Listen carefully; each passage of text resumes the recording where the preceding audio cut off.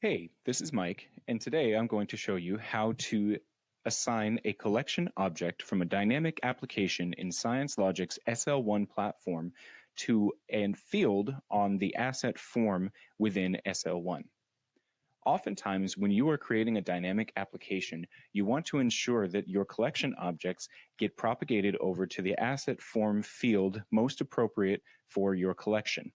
From there, you can send that over to the CMDB of your choice using ScienceLogic's integration server or some other custom integration that has been built for your CMDB. In order to assign your collection object to an asset form field, you'll need to navigate to System, Manage, Applications, which is the default when you press on the System tab.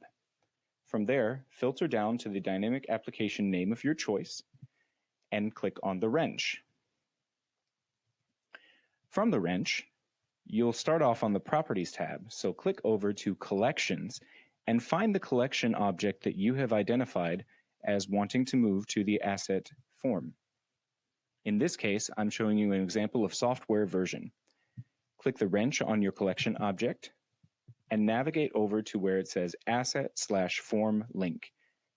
There's a drop-down menu with your choices, and in this case, software version will correlate to firmware/BIOS name.